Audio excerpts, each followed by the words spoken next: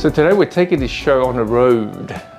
And what do I mean by that? Well, Daniel and I, who you can see behind the camera, we're going to take a little mini road trip. It is something that I've been meaning to do for some time. It relates to another very, I guess, passionate community, which I'm also passionate about. But we'll discover that on the way there. We'll have a little chat while we're going from our office to this location where we're picking up this thing.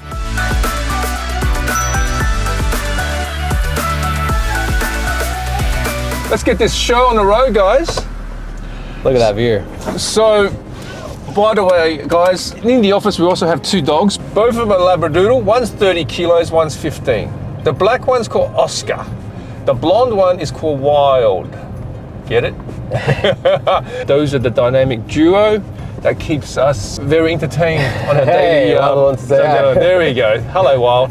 We're on our way to pick up this thing, and I can't wait, even though the annoying reality is that I get to see it for a few weeks, but then it's going over to Perth for 4 months before I see it. 4 months, wow, that's a while. It's a long while. What I have purchased is a 2024 Toyota Land Cruiser 70 Series Troopy, the 2.8 automatic, which has been all the talk ever since Toyota relaunched their 70 series. In Australia, they're very popular or very well known as the farmer's truck, because on every farm or every farm boy has it, one of those trucks. And they are just known for their toughness, and they are known for their almost insultingly basic features. It works very well here in Australia because most of the folks, they are driving a company car in the mine sites, or they're farm boys out in the sticks who basically live a very, very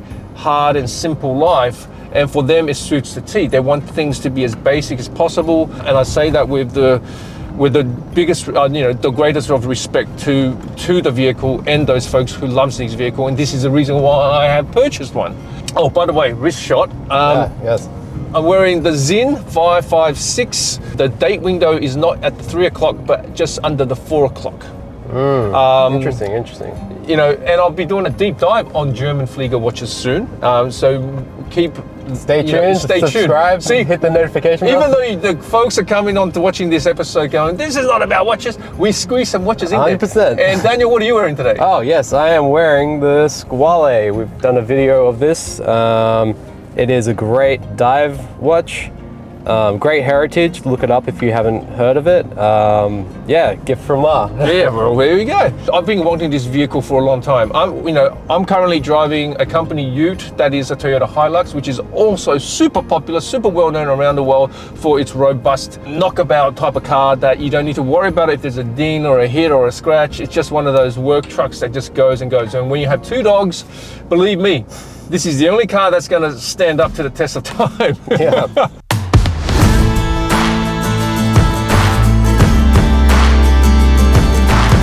But I've always wanted a 70 series purely because of this beautiful heritage around it, the reputation, and I suppose in some ways you would not associate with Outback Australia without seeing one of these trucks about.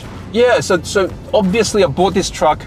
The overlanding community is massive, and any respectable overlanding person or an aficionado would know the name Andrew Pierre White, who is very well known initially as a editor, by the way, Daniel. Oh, okay. He is an editor. He did all these nature shotting out because he's originally from South Africa, and he create these beautiful images and so forth. Cool. And I'd love to see stuff. Yeah, I highly recommend you go and watch him. And I've been following him for a very long time, watching his excursions, or rather road trips, and then you can just see the progression of him loving something, and then it's a natural skip and a hop into creating content. I would have greater trust on his words than any sort of company marketing.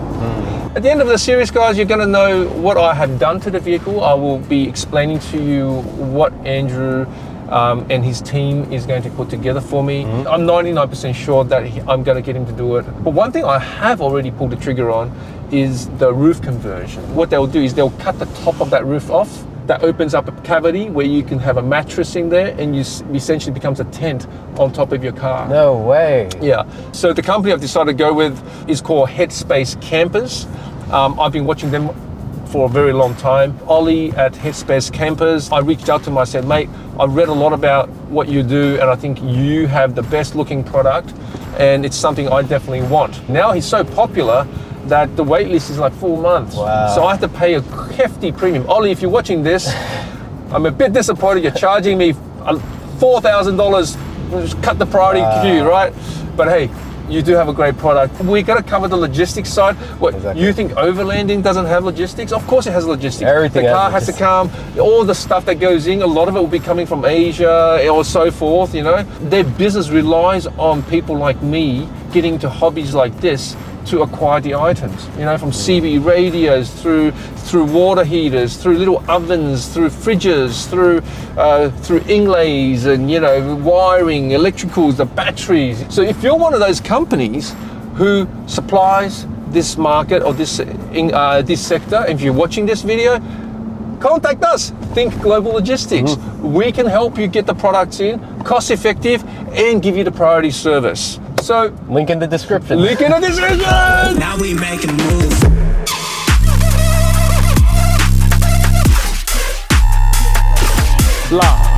Yes. Thank you very much.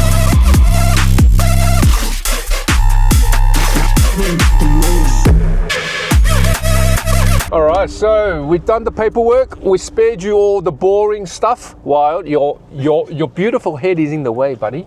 You want to take the head out of the way, buddy? You're ruining the shot. We're just driving downstairs to meet the car. There it is, guys. There it is. Look at that sexy beast of a wagon. Look at it. Look at it. Hey. Thank you, sir. Thank you, sir. Thank you very much. It's yours. Beautiful, beautiful. So I get to enjoy this shape, although I do appreciate this simple shape. Yeah. I get to enjoy this for a few weeks. Yeah. And then after a few weeks, off it goes, and I want to see this again. But then again, I'll drive it in. Don't worry. Yeah. There's no other manufacturer that does it, so. It's a unique vehicle, and it's sort of synonymous to this type of driving. And I've watched a lot of content on it already. Yeah. Because it's the same engine as that, but it's tuned a little bit differently. Yeah. See what I mean? Yeah. So even though they're both 2.8 litres, it's a different animal, that's right. Yeah. And I'm going to have to put some sort of filter on there as well, because of the dust and stuff like that. So, it's going to be quite a bit of done. There's Robert. If you need a troopy, speak to him. He's got a couple ready. Yeah, a couple ready for you. He's got a couple ready to go. 0 wait time. Right, yeah. I like the colour too. I mean, that's a tradition. You know, when you get one of these, you got to go this colour, dusky grey. Yeah. Nice colour. Yeah. All I've seen this is on pictures and a video, but in person it's prettier. One of the things what I've noticed is that when you drive it on corrugated roads, this will flex, so I have to put either a wrap will help dampen it. That's right, yeah. So I'm going to have to soundproof the whole thing so it doesn't sound like teeny. It's a lot of stuff to do, mate. Not cheap. Yeah, I know. Not cheap, mate. A lot of fun doing it. Not so not cheap. They're going to go in here, or they're going to go back in there? No, they're going to go in here, mate. Right. This is their new car, mate. Get used to it, boys. Look at that. Boys. Come on, up. Oscar, get up. Come on, you big oaf. Come on, you big oaf. Yeah, there you go. Wow. Look at that. This is the bonnet, right? Yeah. And the fuel. Okay, fuel's on this side here, I'll show you. Oh, so it's key. So there is a latch. There is a latch. It's a key. Okay, right. And then the when you fill it, it'll fill one and then fill the other one. Yes. Okay, you got the two. You got the two gauges. Yes. Perfect. Yeah, so beautiful. It's unlock. Nice, mate. Nice. Very good. Very industrial. Beautiful. Wait till the rhubards go on, the new tyres, new suspension, everything, mate. This thing's going to look completely different. See you, mate. So there you have it, guys. New Troopy. Enjoy it in this form. Oh, by the way, this video is not sponsored by anyone. It's sponsored by my bank account. All right? This is literally my money I'm spending on it and bring it to you so just to show you what it's all about. So unadulterated, unpolluted. All right, boys, so we are back in the car. In the brand new car. Yep. Brand new car smell. Wow. How did you feel driving it for the first time? Well, driving for the first time, it feels, compared to the Hilux, this is definitely feels bulkier, chunkier, higher. You're sitting much higher. Hilux almost, dare I say, it feels nimble next to this thing. You know you're driving a Troopy, right?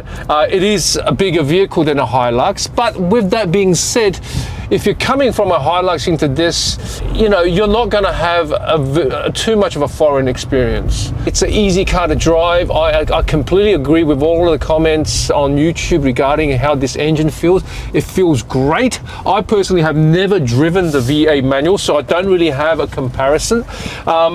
This engine is the same engine as a Hilux, but it is done a little bit differently with the ratios or what have you.